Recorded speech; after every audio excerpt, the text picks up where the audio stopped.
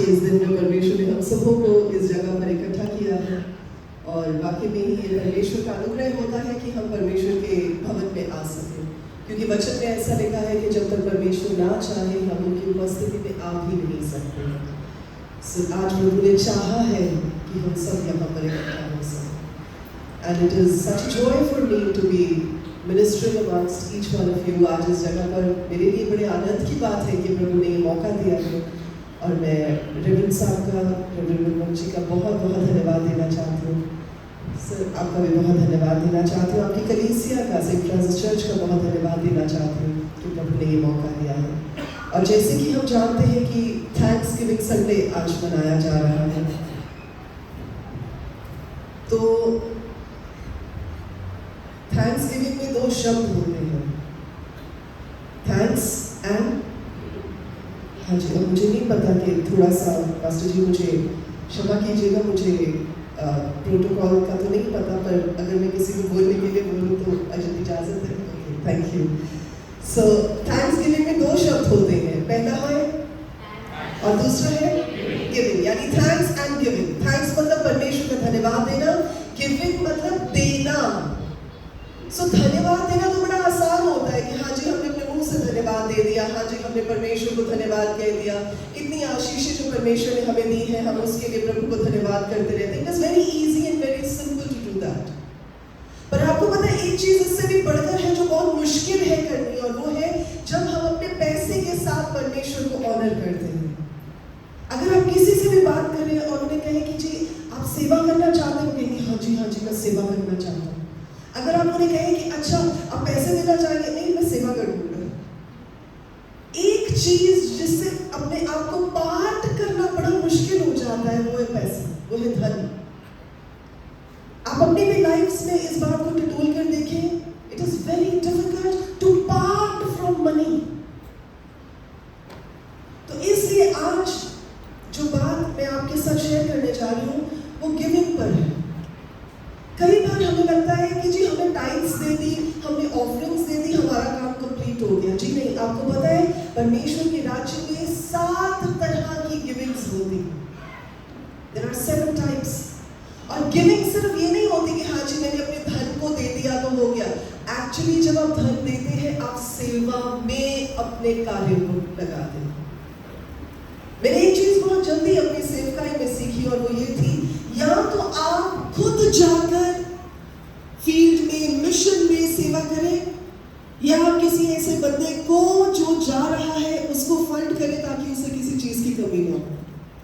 सो मैं आपके साथ बड़ी ब्रीफली 7 ऐसी चीजों को शेयर करूंगी जो परमेश्वर के वचन में लिखी हुई है, जिनके साथ गिविंग और सर्विंग के बारे में आज आप सीख पाएंगे। मैं ज्यादा विस्तार पूर्वक नहीं आपसे शेयर करूंगी क्योंकि आप सब वचन को जानते हैं, बट किन किन क्राइटेरियाज में वो गिविंग इस्तेमाल होती है, कैसे कैसे आप अपने हाथों को बढ़ाकर परमेश्वर की महिमा कर सकते हैं, वो मैं आपके साथ शेयर करूंगी।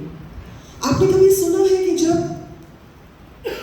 ऑफरिंग का समय आता है तो उस टाइम कई लोग ऐसा वर्ड भी यूज करते हैं, अपने दान और दशवांश परमेश्वर के भवन में ले। देखिए जो दान होता है, सबसे पहली चीज जो मैं शेयर करने जा रही हूँ वो है दान। दान हम परमेश्वर को नहीं देते, दान हम गरीबों को देते हैं। सृजनहार परमेश्वर जिसने सारा जगत बनाया है, जो ये बात कहते हैं ये धरती और धरती की भरपूरी मेरी है, हम उन्हें क्या ऑफर कर सकते हैं? हम परमेश्वर को दान नहीं देते, हम परमेश्वर को ऑफरिंग देते हैं। दान जिसको आप आर्म्स कहते हैं, वो एक कंपैशनेट आउटरीच का हिस्सा होती है। आपको किसी को तरस आया, आप किसी के लिए कुछ करना चाहते हैं, आपने किसी नीडी बंदे को देखा, आपने उसकी जरूरत को देखा, आपने अपने हाथ को बढ़ाया, उसे दान कहते हैं। ये पहला हिस्सा है जो एक क्रिश्चियन, एक मसीही जिंदगी में होना बड़ा जरूरी है। अगर आपका मन नहीं टूटता किसी दुखी को देखकर तो शायद आप गलत जगह पर हैं। अगर आपके हाथ नहीं खुलते किसी ऐसे इंसान के लिए जिसको नीड है, जिसको जरूरत है, तो आप गलत जगह पर हैं। अगर आपका मन नहीं पसीजता किसी के दुख में दुखी होकर तो आप गलत जगह पर हैं। इसलिए सबसे पहली चीज जो हम सब मसीहों के लिए बड़ी डियर होनी चाहिए वो ये है कि हम दान देने के लिए उत्सुक होने चाहिए। लेकिन दान हम परमेश्वर को नहीं देते, दान हम गरीबों गरीबों को देते हैं जिसे उसकी जरूरत होती है। अगर आप वचन में पढ़े, वचन में इस चीज के बारे में लिखा गया है, जब आप गुड समैरिटन के बारे में, अच्छे सामरी के बारे में पढ़ते हैं, वो क्या कर रहा था? He was full of compassion. Levi निकलता है, याजक निकलता है, कोई भी उस बंदे का ख्याल नहीं रखता जो मारा गया होता है, जिसे बुरी तरह पीटा गया होता है, जो जख्मी हालत में होता है। लेकिन जब वहां से वो सामरी इंसान गुजरता है, उसका मन पसीज जाता है। He is full of compassion कि हाय ये बंदा कैसे किस हालत में पड़ा हुआ है। तो वो क्या करता है? वो आउट ऑफ वे जाकर अपना पैसा लगाकर उस बंदे को ठीक करने की कोशिश करता है, और जितना वो खुद कर पाता है वेल एंड गुड, बाकी वो पैसे देकर उस काम को कंप्लीट करने के लिए किसी की ड्यूटी लगा देता है। ये सबसे बेस्ट एग्जाम्पल है जब हम दान की बात करते हैं, जब हम अपने हाथ को मर्सीफुल तरीके से करुणा के साथ भरकर खोलने की बात करते हैं। दूसरी चीज, प्रभु के वचन में टाइदिंग, दशमांश का एक बहुत ही अलग महत्व है। टाइद मतलब आपकी कमाई का 10वां हिस्सा। और कई बार हम सिर्फ वो 10वें हिस्से तक ही सीमित रह जाते हैं। हाँ, टाइद ही तो बोली है ना, तो टाइद ही देंगे। पर टाइद के साथ 10वें हिस्से के साथ परमेश्वर की बहुत सारी आशीषें जुड़ी हुई हैं। पुराने नियम में 10वां हिस्सा तब दिया जाता था जबकि उपज आती थी, जबकि आपकी क्रॉप्स, आपकी हार्वेस्ट आती थी, उसमें से निकालकर परमेश्वर के लिए 1/10 का जो हिस्सा वो दे दिया जाता था। आज भी हमें चाहिए कि जो भी हमारी कमाई आती है, कई बार लोग क्या करते हैं ना, कमाई आ गई, सारे खर्चे कर लिए, उसके बाद जो बच गया उसका 10वां हिस्सा दे दिया। That is not the way। मैं इस बात को सिखाती हूँ कलीसिया में कि जब आप दशमांश देते हैं, आप परमेश्वर को कोई एहसान नहीं कर रहे। अभी हमने ड्यूटरनॉमी, अभी हमने व्यवस्था विवरण 8 का 18 पढ़ा, वहां पर लिखा है ये मत सोचो कि जो तुम कमा रहे हो अपनी सामर्थ्य से कमा रहे हो। ये याद रखो, तुम्हें कमाने के साधन और सामर्थ्य परमेश्वर प्रदान करते हैं। सो कई लोग कहते हैं पास्टर जी वो ना खर्चे बड़े होते हैं तो दशमांश नहीं निकलता है। हम लोग किसी को फोर्स नहीं करते, पर सिर्फ एक बार बता देते हैं कि दशमांश देना परमेश्वर के वचन के हिसाब से जरूरी है। पर मैं आपको एक बात बताऊं, एक बार 2 पासवान आपस में बात कर रहे होते हैं और एक पास्टर कहते हैं कि जी हमारी कलीसिया में तो लोग दशमांश ही नहीं देते हैं, कलीसिया में तो खर्चे नहीं चलते हैं, बड़ा स्ट्रगल करना पड़ता है, बड़ी मुश्किलें जो है वो फाइनेंशियली देखनी पड़ती है। तो दूसरा जो पास्टर होते हैं वो बड़े आराम से सुन रहे होते हैं, वो कहते हैं अच्छा, तो कहते हैं आपको कोई दिक्कत नहीं आती? बोले नहीं। बोले कैसे? कहते हमारी कलीसिया में तो हर एक बंदा दशमांश देता है। तो बोले ऐसा कैसे पॉसिबल है? कहते वो इसलिए कि कई लोग तो अपने हाथ से विलिंगली दशमांश दे देते हैं, बाकियों का दशमांश परमेश्वर अपने आप ही निकाल देते हैं। आपको समझ नहीं है? अगर आप परमेश्वर का हिस्सा परमेश्वर को नहीं देते, जैसे प्रभु यीशु मसीह ने कहा था कि जो परमेश्वर का है परमेश्वर को दो, जो कैसर का है कैसर को दो। क्या जब आप सामान लेने के लिए जाते हैं आप कहते मैंने जीएसटी नहीं देना? नहीं कह सकते, देना पड़ेगा। जब आप कोई चीजें खरीदते हैं उसके ऊपर आपको टैक्सेस देने पड़ते हैं, क्योंकि जो गवर्नमेंट का है आपको गवर्नमेंट को देना ही पड़ेगा। गवर्नमेंट आपको ये नहीं कहती दे, वो अपने आप ही ले लेती है। और परमेश्वर के राज्य में जब प्रभु को देने की बात आती है तो हम सोचते पहले खर्चे निकालने फिर बाकी का देंगे। जी नहीं। और अगर आप अपने 10वें अंश में जो आपका 10th है उसमें वफादार रहते हैं, आप देखेंगे आपका जो 90% है, जो 90 पार्ट है वो कमाई का, वो ना तो जाया जाएगा, ना एक्सीडेंटल चीजों में निकलेगा, ना किसी बीमारियों में, ना किसी फजूल खर्चों में निकलेगा, क्योंकि उसके ऊपर परमेश्वर की खास दया हो जाती है। सो इसलिए 10वां हिस्सा निकालना बड़ा जरूरी होता है। और जब आप मलाकी नबी की किताब उसके 3rd चैप्टर को पढ़ते हैं, उसकी 10 से 12 आयत में आप देखें 5 आशीषें परमेश्वर ने दशमांश के साथ जुड़ी हुई हमें बताई। अगर आप पढ़ सकते हैं तो मेरे साथ निकाल लें। मलाकी नबी की किताब उसके चैप्टर नंबर 3 और वर्सेस 10 से मैं पढ़ने जा रही हूँ, जहां लिखा है सारे दशमांश। कितने दशमांश? सारे। आपको सारा दशमांश क्या करना है? कई लोग क्या प्रेयर टावर भी है हमारा, तो बहुत सारे लोगों की बड़ी सारी क्वेरीज आती है। हाँ जी, हमें पता करके बताएं पास्टर नीतू से कि वो दशमांश जो है वो हम गरीबों में बांट सकते हैं? वो जो दशमांश है वो हम क्या किसी को दे सकते हैं, जरूरतमंद को? जो दशमांश है क्या हम किसी की मदद के लिए लगा सकते हैं? जी नहीं। सारा दशमांश परमेश्वर के भंडार में आना चाहिए। कई लोगों का ये कहना होता है कि जी पता नहीं हमें दशमांश कैसे इस्तेमाल किया जाता है, स्पेशली इंडिपेंडेंट जो चर्चेस होते हैं, कि जी पास्टर नहीं तो आप पता करके बताएं, हम क्यों दें कि हमें तो पता ही नहीं पैसा कहाँ जाता है। हम उन्हें ये सिखाते हैं दशमांश आपके और परमेश्वर के बीच की बात है। आपने दिया, परमेश्वर को दिया, आपने किसी पासवान को, आपने किसी कलीसिया को नहीं दिया, आपने परमेश्वर के लिए प्रभु को दिया। अब उसका लेखा परमेश्वर और उस बंदे के बीच है जो उसको मैनेज करेगा। सो वो आपकी टेंशन नहीं है मेरा दशमांश कहाँ जा रहा है, आपका दशमांश भंडार में आना चाहिए। क्या क्लियर है जी ये बात? या थोड़ा सिर हिला सकते हैं? शाबाश, ओके। तो यहाँ लिखा है सारे दशमांश भंडार में ले आओ कि मेरे भवन में भोजन वस्तु रहे। और सेनाओं का यहोवा यूं कहता है कि ऐसा करके सबसे पहली आशीष प्रभु को आप परखते हैं।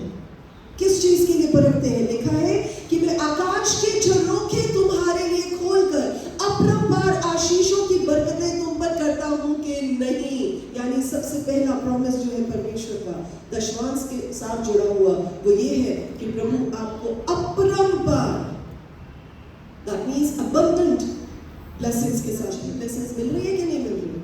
फाइनेंशियली भी मिलेगी, आपके घर परिवार में सुख भी रहेगा, आपके घर परिवार में शांति भी रहेगी, आपके घर के लोग जो है तंदुरुस्त भी रहेंगे। ये भी उन सब आशीषों का ही हिस्सा है। दूसरी चीज क्या लिखी है? लिखा है मैं तुम्हारे लिए नाश करने वाले को ऐसा घुड़कूंगा कि वह तुम्हारी भूमि की उपज को नाश ना करेगा। दैट मींस जो आपका 90% आपके पास है वो वेस्टेज में नहीं जाएगा। अगली चीज क्या है? आगे लिखा है और तुम्हारी दाखलतों का फल कच्चा ना गिरेगा। दैट मींस आपके कोई कॉन्ट्रैक्ट्स, आपके कोई प्रोजेक्ट्स, आपके कोई प्लान्स, आपकी कोई होप्स वो नेसेंट स्टेज में अबॉर्ट नहीं हो जाएंगे। वो वहीं पर नहीं खत्म हो जाएगी कि शुरू होने से पहले जी ठप हो गया। जी नहीं, कहते हैं कि कच्चे नहीं गिरेंगे वो फल। यानी कि आपके जो प्रोजेक्ट्स हैं, आपकी जो मनसाएं हैं, आप जो प्रभु के लिए और अपने लिए करना चाहते हैं वो मैच्योर होगा। आमीन। और आगे क्या लिखा है? सेनाओं के यहोवा परमेश्वर का ये वचन है, तब सारी जातियां तुम्हें धन्य कहेगी। ये फोर्थ प्रॉमिस है। सारी जातियां धन्य कहने का ये मतलब नहीं है कि आप बाजार में से निकल रहोगे सारे अपने पैरों पर खड़े हो जाएंगे, बोलेंगे धन्य है आप, धन्य है आप। कहने का मतलब है कि आप जिस जगह पर जाएंगे वहां पर परमेश्वर आपकी प्रतिष्ठा को बढ़ाएगा। आप जिस जगह पर होंगे परमेश्वर उस दायरे में आपकी इज्जत को बढ़ाएंगे। इसको कहते हैं धन्य करना। परमेश्वर के वचन में लिखा है वो मेरे सर को ऊंचा करने वाला, मेरे सर पर मुकुट को पहनाने वाला परमेश्वर। तो ये एक वचन ये है, इसके साथ जो आप टाइट्स देते हैं उसके साथ जुड़ा हुआ है। और पांचवी चीज, क्योंकि तुम्हारा देश मनोहर देश होगा। अब आप इसको टोटलिटी में भी ले सकते हैं, जी हाँ हम अपने देश की बात कर रहे हैं, पर यहाँ पर आज के कॉन्टेक्स्ट में हम अपने घर की बात कर सकते हैं। कैसा वो घर होता है जिसमें शांति होती है, जिसमें सब एक दूसरे के साथ प्यार, मोहब्बत, आदर, रिस्पेक्ट के साथ डील करते हैं। तो प्रभु का ये वायदा है, जब आप अपने दशमांश को परमेश्वर के वचन के अनुसार प्रभु के घर में लेकर आते हैं तो ये सब आशीषें साथ में जुड़ जाती हैं। आपको पता है अब्राहम इतना धनी, इतना धन्य, इतना मुबारक व्यक्ति क्यों था? क्योंकि जब ये कॉन्सेप्ट, जब ये कमांड आई भी नहीं थी कि दशमांश देना चाहिए, उससे पहले ही उसने मलकीसेदक को अपना 10वां हिस्सा, अपनी कमाई का 10वां हिस्सा प्रदान कर दिया था। And we know he was one of the most blessed men of his times.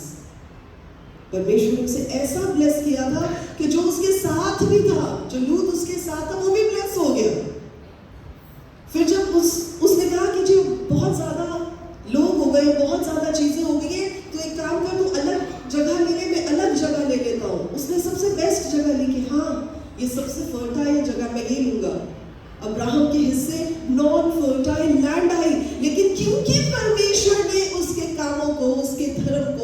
धार्मिकता को देखा था, उसके विश्वास को देखा था, इसलिए क्या हुआ, वो वहां पर भी फर्टाइल हो गई। सो इसलिए दशमांश एक बहुत जरूरी हिस्सा है क्रिश्चियन गिविंग का। तीसरी गिविंग जिसे आप अर्पण कहते हैं, जिसे आप ऑफरिंग कहते हैं, ये वो हिस्सा होता है जो आप वॉलंटरीली करते हैं। जैसे आपने अपना दशमांश दे दिया, मान लीजिए फर्स्ट संडे को, महीने के लास्ट संडे को, जैसे भी जिसकी आमदनी होती है, पर उसके बीच में बता सोचो ना, जो चलिए इतना सा डाल देते हैं, वो आप ऑफरिंग डालते हैं। जब आप परमेश्वर के राज्य में आए, बस वॉलंटरीली डाले, खुश होकर डाले कि मैं प्रभु के लिए, प्रभु के दिए हुए में से निकाल रहा हूं। सो इसका एक बड़ा अच्छा एग्जाम्पल है जो फ्री विल ऑफरिंग जिसको कहते हैं, जिसका जिक्र आपको मिलेगा दूसरा कुरिन्थियों में चैप्टर नंबर 8 में। दूसरा कुरिन्थियों चैप्टर नंबर 8 और उसकी पहली 5 आयतें। यहां पर लिखा है, अब हे भाइयों, हम तुम्हें परमेश्वर के उस अनुग्रह का समाचार देते हैं जो मकिदुनिया की कलीसिया पर हुआ है। मैसिडोनिया की बात की जा रही है कि कलेश की बड़ी परीक्षा में उनके बड़े आनंद और भारी कंगालपन के बढ़ जाने से उनकी उदारता भी बहुत बढ़ गई। अब ये एक ऐसी कलीसिया है जो ऑलरेडी कलेशों में से, परसिक्यूशन में से, तकलीफों में से निकल रही है, लेकिन यहाँ पर परमेश्वर का दास क्या लिख रहा है कि जैसे जैसे उनके कलेश बढ़े, उनकी देने की कैपेसिटी बढ़ गई। Can you beat that? लोगों के ऊपर कोई थोड़ी सी विपदा आ जाती है, कोविड का टाइम आ गया तो ओ पास्टर जी पैसे नहीं देने के। वो क्या लिख रहा है? वो कह रहे हैं कि ये एक ऐसी कलीसिया है जिनके ऊपर जितना कलेश आया, उनकी ऑफरिंग का, उनका स्टैंडर्ड ऑफ गिविंग उतना ही बढ़ गया। वाह, कैसे ना परमेश्वर उनके लिए कुछ करेंगे। और आगे लिखा है, और उनके विषय में मेरी ये गवाही है कि उन्होंने अपनी सामर्थ वरन सामर्थ से भी बाहर मन से दिया है।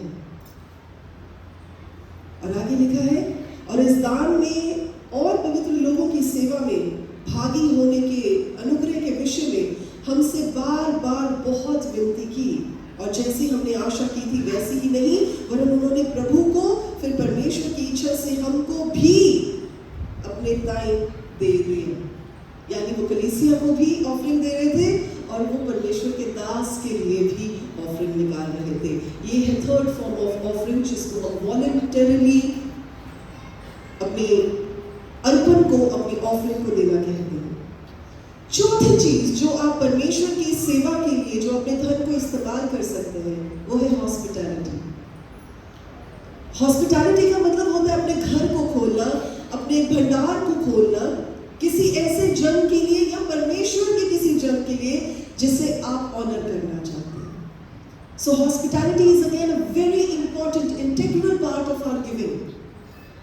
कि आप घर में किसी को बुला रहे हैं, आप इनवाइट कर रहे हैं, जरूरी नहीं कि बड़े रिस्पेक्टेबल बंदों को बुलाएं। अगर आपको लगता है कि किसी को आपको खाना खिलाने की जरूरत है, अपने किचन को खोलें। अगर आपको लगता है कि आपके घर के बाहर कुछ ऐसे गरीब लोग बैठते हैं जिनके पास आपने देखा है कि खाने के लिए चीजें नहीं है, अपनी किचन को खोलें। घर में एक्स्ट्रा लोगों का खाना बना लें, अपनी किचन को खोलकर हॉस्पिटैलिटी के साथ उनके साथ डील करें। वचन बताता है कि कई बार हमने अपनी पहुनाई की वजह से स्वर्गदूतों की ही आदर में अपना टाइम लगाया। सो यू नेवर नो कि आप किस रूप में परमेश्वर को जो है आदर देंगे। और इसका सबसे बेस्ट एग्जाम्पल आपको अब्राहम की लाइफ से मिलेगा। आपको याद है जब अब्राहम बैठा था तो 3 लोग आते वहां पर। इससे पहले अब्राहम के घर में संतान नहीं होती, और चैप्टर नंबर 18 में आप देखते हैं कि परमेश्वर उस जगह पर आते हैं अब्राहम के घर में, और वो कैसे चाव से भर जाता है, मेरे घर परमेश्वर आए। उसे थोड़ी पता था प्रभु आए हैं, पर वो क्या कर रहा है, वो अपनी किचन को खोल रहा है, अपनी वाइफ को कहते हैं खाना बनाओ, बढ़िया खाना बनाओ, जो बेस्ट अवेलेबल था उसने परमेश्वर को हॉस्पिटैलिटी के साथ ऑफर किया। और हम देखते हैं जो आशीष इतने वर्षों से रुकी हुई थी, जो आशीष उनके पास पहुंची नहीं थी, जिसकी वो वेट 100 सालों तक कर रहे थे, वो आशीष परमेश्वर हॉस्पिटैलिटी के साथ अनलॉक कर देते हैं। So you never know कि जब आप अपने हाथों को, अपने किचन को, अपने भंडार को परमेश्वर के राज्य के लिए खोलते हैं, आपके साथ परमेश्वर कौन कौन सी बड़ी आशीषों के दरवाजों को खोलकर आपको उसमें से निकाल कर लेकर जाए। क्या मैं किसी से बात कर रही हूँ? क्या किसी को समझ आ रही है? परमेश्वर का धन्यवाद देते हैं। पांचवी तरह की जो सर्विस होती है, पांचवी तरह का जो तरीका होता है जिसमें हम परमेश्वर का आदर कर सकते हैं, वो है एक्ट ऑफ ह्यूमिलिटी। ह्यूमिलिटी मतलब दीनता। अब यहां पर आप सोच सकते हैं कि पास्टर नहीं तो पैसे का दीनता के साथ क्या लेना देना। देखिए, जब पैसा आ जाता है इंसान के पास तो सबसे पहले उसका नाम कुछ और है, उसका दिमाग घमंड से कर जाता है, उसका भरोसा जो है वो अपने पर आ जाता है, अपनी दौलत पर आ जाता है, परमेश्वर से कम हो जाता है। उसको लगता है ना, अच्छा बीमार हो गए तो पैसा है ना हमारे पास, अच्छा कोई प्रॉब्लम होगी तो पैसा है ना हमारे पास। लेकिन जिस जन के पास पैसा कम होगा, आप देखिए वो दीन होगा, लेकिन जिसके पास पैसा ज्यादा हो जाएगा उसका दिमाग ऊंचा हो जाएगा। सो पैसा और दीनता दे आर कोरिलेटेड, यानी जितना पैसा होगा उतना ही आपको दीन होना चाहिए, जितना परमेश्वर आपको ब्लेस करे उतना ही आप नम्र हो जाना चाहिए। इसलिए जब आप अपनी लाइफ में ह्यूमिलिटी को दिखाते हैं तो आप परमेश्वर को ये दिखाते हैं, प्रभु आपकी इतनी आशीषें पाकर भी मैं वैसा के वैसा ही हूँ जैसे मैं तब था जब मेरे पास कुछ नहीं था। मैं वैसा ही मन से दीन हूँ, मैं वैसा ही आपसे प्रेम करने वाला हूँ, मैं वैसा ही आपके लिए अपने हाथों को खोलने वाला इंसान। आमीन। और यहाँ पर आप इस दीनता का इस एग्जाम्पल को आप देख सकते हैं जब प्रभु यीशु मसीह ने अंगोछा अपने कमर पर बांधा और अपने डिसाइपल्स के पैरों को धोना शुरू किया। किस चीज की कमी थी प्रभु के पास? कुछ भी नहीं। किस चीज को? वो तो मछली के पेट से भी अशर्फियां निकलवा लेने वाले परमेश्वर। किस चीज की कमी थी? एक लंच बॉक्स को मल्टीप्लाई करके हजारों लोगों को खाना खिलाने वाले परमेश्वर थे। उन्हें किस चीज की कमी? पर उन्होंने ये दिखाया जिसके पास बहुत है वो उतना ही दीन है। So this is another form of service जो पैसे के साथ रिलेटेड है कि जितना आपके पास परमेश्वर ने ब्लेसिंग दिया है उतना ही आप और दीन होना चाहिए। आमीन। एक छोटी सी स्टोरी भी मैं आपको यहाँ पर शेयर करना चाहूँगी। एक बार एक चर्च में, एक कलीसिया में एक लेडी होती है, शाम के समय साफ सफाइयाँ कर रही होती है, क्योंकि संडे को चर्च लगना होता है। तो वो जब सफाई कर रही होती है तो वो अपने गाउन वगैरह को संभाल कर और अच्छे से पानी गिरा कर, अच्छे से उसको सर्फ लगा कर और फिर उसको मल कर सब चीज़ें साफ कर रही है। फिर उसके बाद प्यूज को साफ कर रही है और वो सब कुछ जो है बड़े अच्छे से परमेश्वर के घर को तैयार कर रही होती है। वहाँ से किसी कंपनी का CEO आता है और वो पास्टर जी से मिलना चाहता है। वो वेट कर रहा होता है, वो देख रहा होता है ये औरत अकेली ही सारा भवन जो है वो साफ कर रही है, चर्च की सफाई कर रही है, जमीन साफ कर रही है, जो कुर्सियां हैं वो साफ कर रही है। और वो उसको देखता रहता है और कहता है कि पास्टर कब आ रहे हैं? वो कहती है आप वेट कर ले। थोड़ी देर के बाद फिर वो पूछता है, वो कहती है आप वेट कर ले। थोड़ी देर के बाद फिर वो पूछता है और वो अपना काम कर रही होती है। तब तक वो इंसान इतना गुस्से में आ जाता है। वो कहते हैं इसको नहीं पता मैं इतनी बड़ी कंपनी का CEO हूँ और ये मेरे साथ ऐसा बर्ताव कर रही है, ना इसने मुझे पानी पूछा, ना ये मेरी मदद कर रही है, ना ये मुझे बता रही है कि पासवर्ड कब आ रहा है और मुझे यहाँ वेट करने के लिए बिठाया।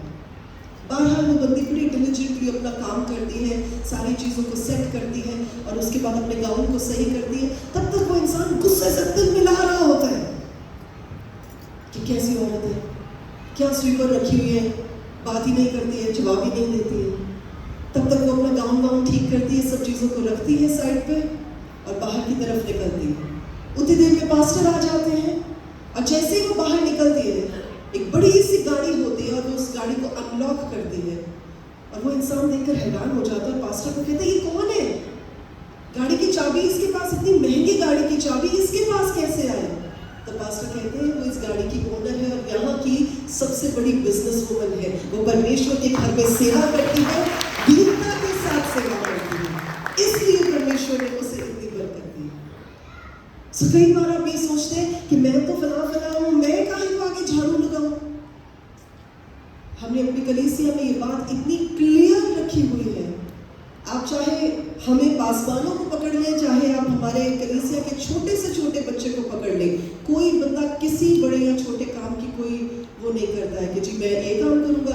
यहाँ तक कि हम लोग टॉयलेट्स भी साफ कर देते अगर कोई अवेलेबल ना हो, क्योंकि हमें किसी को दिखाने के लिए वो काम नहीं करने, हमें अपने परमेश्वर के सामने अपनी दीनता को दिखाना है। सो नोबडी थिंक्स कि ओहो ये काम तो उसका था, उसको करना चाहिए था, बर्तन धोने का काम तो किसी और था, उसको करना चाहिए था। जिसको जो काम दिखता है ड्यूटीज के बावजूद भी साथ लग जाते कि हम आपकी मदद करवाएंगे, क्योंकि आपको दीन रहना आना चाहिए। If only you are humble, will you be elevated? हमें समझ आ गया जी? आ गया जी? अच्छा बिल्कुल ही चुप कर दे, कोई बात नहीं। समझ आ गया तो बोलेंगे हालेलुया, परमेश्वर का धन्यवाद। और 6 तरह की ऑफरिंग होती है, गिविंग होती है, सैक्रिफिशियल, जो आपको चुभे कि परमेश्वर के राज्य के लिए आप कुछ देना चाहते हैं। आपको पता है ये एक बड़ी अमाउंट है, पर कोई बात नहीं, प्रभु आपने मेरे मन में डाला तो दे रहा हूं, उसको सैक्रिफिशियल ऑफरिंग कहते हैं। सो कई बार लोग दशमांश तक रुक जाते हैं, कई बार संडे ऑफरिंग तक रुक जाते हैं, कई बार चलिए थोड़ा बहुत गरीबों की मदद कर दी, दान तक रुक जाते हैं। लेकिन जो सैक्रिफिशियल ऑफरिंग है, ये वो ऑफरिंग होती है जो आपके लिए ऐसे दरवाजों को खोलती है जिसका आपने कभी वर्णन भी नहीं सुना होगा, जो आशीषें आपने देखी भी नहीं होगी, वो परमेश्वर खोलती है। और उसका सबसे बेस्ट एग्जाम्पल है जब प्रभु ने अब्राहम को इसहाक को अर्पण करने के लिए कहा। It was not easy. अपने इकलौते बच्चे को जो वाचा का बेटा है उसको ऑफर कर देना, कोई ऐसे थोड़ी ना कहा जी प्रभु ऑफर कर दे, चलो जी चले ऑफर कर दे। It was not easy.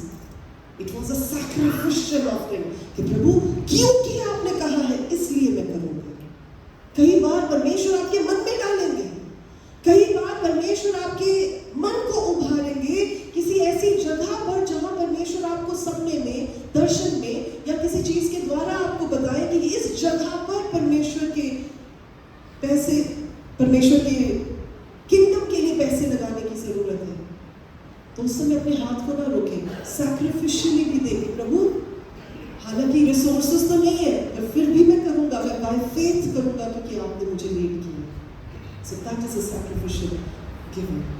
और सातवीं और अंतिम कि जब आप अपने आत्मिक वरदानों के साथ परमेश्वर के राज्य में कुछ देते हैं, वो आपकी सेवा होती है।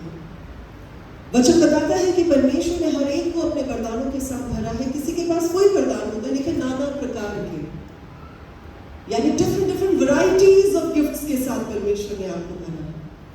जरूरी नहीं है कि आपके पास पैसा होगा तभी आप कुछ करेंगे। हो सकता है कि किसी के पास इतना पैसा ना हो लेकिन वो ये कहे कि पास्टर जी इस चीज की सेवा मैं करूंगा या फलानी काम की सेवा मैं करूंगा, मैं अपने शरीर के बल के साथ सेवा करूंगा क्योंकि प्रभु ने ये गिफ्ट मुझे दिया है। So you may have any kind of a gift that God has given to you. That is your giving to the kingdom of God. अगर कोई अच्छा खाना बना सकता है तो हो सकता है वो खाना बना कर ले आए, वो उसकी गिफ्ट है, उसकी वो गिविंग है जो वो प्रभु के राज्य में देता है। किसी का मान लीजिए कोई बिजनेस है, उसकी कोई ऐसी चीजें हैं जो कलीसिया में इस्तेमाल की जा सकती है, तो वो उन चीजों को लाकर देने के लिए, उस चीज को ऑफर करने के लिए आगे आ सकता है। So any type of gifting, any type of वरदान जो परमेश्वर ने आपको दिए हैं, आप परमेश्वर के राज्य में ला सकते हैं ताकि आप अपनी सेवा को परमेश्वर के सामने कर सकें। और यहाँ पर जब आप गिफ्ट्स के बारे में पढ़ते हैं तो आप घर जाकर पढ़ लीजिएगा। पहला कुरिन्थियों उसका 12 चैप्टर 4 से लेकर 11 आयत। सो ये 7 टाइप्स ऑफ गिविंग्स हैं जो आज मैं आपके साथ शेयर करना चाह रही थी। और अंत में मैं सिर्फ यही बताना चाहूंगी कि जब आप परमेश्वर के राज्य में बोते हैं, देते हैं, उसके कुछ प्रिंसिपल, कुछ सिद्धांत होते हैं। मैं ज्यादा समय नहीं लगाऊंगी लेकिन आपको वो 7 प्रिंसिपल्स बताऊंगी। सबसे पहले ये कि जब भी आप अपने हाथ को बढ़ाएं परमेश्वर के राज्य में कुछ देने के लिए तो उसको सीक्रेटली करें। प्रभु का वचन बताता है कि दुनिया को क्यों ना बताए मैंने ये कर दिया, मैंने वो कर दिया, मैंने इतना पैसा वहां दे दिया, मैंने उस कलीसिया में, मैंने उस बंदे को। जी नहीं, वो कोई फायदे का नहीं। प्रभु कहते हैं आपने अपना अजर पा लिया। यहां तक वचन में लिखा है कि अगर तुम्हारा एक हाथ कुछ दे रहे दूसरे को भी पता ना चले कि तुमने क्या दिया है। दैट मींस इतना सीक्रेट होना चाहिए जो आप प्रभु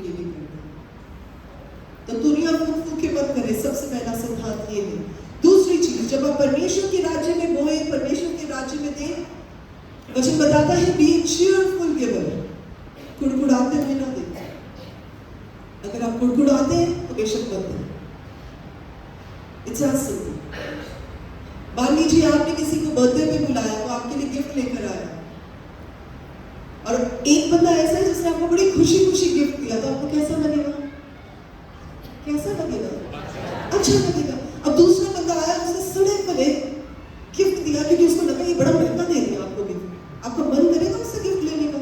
आपको उसके चेहरे को देख के ही मन नहीं करेगा कि कैसे सड़े से मन के साथ दे रहा, लेना नहीं है। बोलेंगे भैया आप घर ही ले जाओ। परमेश्वर के राज्य में you have to be a cheerful giver, हर्षित मन के साथ। ये दूसरा प्रिंसिपल है। तीसरी चीज वचन बताता है कि परमेश्वर हमें लीड करते हैं, गाइड करते हैं कि हमें कहां कितना देना चाहिए। सो इसलिए जैसे परमेश्वर आपको गाइड करे, I have thousands of examples कि जहां पर परमेश्वर ने मेरे हस्बैंड और मेरे मन को उभारा, और जहां जहां परमेश्वर ने जैसे जैसे कहा, कई बार तो हम लोग डिस्कस भी नहीं करते एक दूसरे के साथ। We just, you know, as God leads us, we just do it. और मैं आपको बताऊं, परमेश्वर ने किसी भली वस्तु की घटी नहीं होने दी, ना कलीसिया में, ना मिनिस्ट्री में, ना हमारी पर्सनल लाइफ्स में। Just do as God leads you to do. It is very important. ये एक प्रिंसिपल है परमेश्वर के राज्य का। चौथी बात, जैसे मैं सैक्रिफिशियल ऑफरिंग की बात कर रही थी, मन आपको कहेगा लेने दे, पर आपको अपने मन को सैक्रिफाइस, उसकी फीलिंग को सैक्रिफाइस करके देना जरूरी है। टाइट देते समय भी हो सकता है आपका मन कहीं छोटे बोले क्यों दे रहा है, पर आपको सैक्रिफिशियली देना जरूरी है। पांचवी चीज, जब आप परमेश्वर के राज्य में कुछ भी ऑफरिंग, कुछ भी सेवा, कुछ भी टाइट, कुछ भी चीज को देते हैं, आप याद रखें वो आपके लिए आशीष है। वो सिर्फ आशीष है ही नहीं, वो आशीषों को खींच कर भी लाते हैं। So this is another principle. This is a wonderful principle of the kingdom of God. कि जब आप परमेश्वर के राज्य में कुछ देते हैं, तो वो सिर्फ देना ही नहीं होता, वो एक आशीष होती है जो आपकी लाइफ में भी बढ़ती चली जाती है। आमीन। सिक्स्थ प्रिंसिपल, मैं इस बात को बड़ा क्लोजली जो है जानती हूँ, और मैंने इस चीज को अपनी लाइफ के हर एक पहलू में देखा है कि जो आप परमेश्वर के राज्य में देते हैं वो एक उत्तम इन्वेस्टमेंट होती है इटर्निटी के लिए, अनंत जीवन के लिए। तो आपको लग सकता है ये तो मैंने चले जी 1000, 10,000, 1 लाख यहाँ पर दे दिए, चले जी मैंने ये यहाँ पर दे दिया, तो ये मैंने यहाँ पर दे दिया। जी नहीं, आपने अनंत जीवन के लिए अपने नाम को उस जगह पर लिखवा दिया जहाँ परमेश्वर आपको स्मरण करेंगे। जब आप एक्ट्स ऑफ अपॉस्टल्स पढ़ते हैं, वहां पर कॉर्नेलियस के पास परमेश्वर अपने स्वर्गदूत को भेजते हैं, और कॉर्नेलियस 2 बातों को कहता है। वो कहता है, हे कॉर्नेलियस, तेरी प्रार्थनाएं और तेरे दान, हिंदी में दान शब्द यूज किया गया, बट ऑफरिंग वर्ड है जो एक्चुअल इंग्लिश में है। लिखा है, your prayers and your offerings have come to the Lord as a memorial, यानी कि परमेश्वर ने वो स्मरण किए हैं। यानी आप जो कुछ भी प्रभु के राज्य में देते हैं, whatever you give, it is an investment in the kingdom of God. Amen. और सातवां और अंतिम प्रिंसिपल, कि जब आप अपने हाथ को खोलकर परमेश्वर के राज्य के लिए कुछ देते हैं, तो आप परमेश्वर के उस कैरेक्टर को, जो देने का कैरेक्टर है, जो चीजों को रिलीज करने का कैरेक्टर है, उसे प्रदर्शित करते हैं।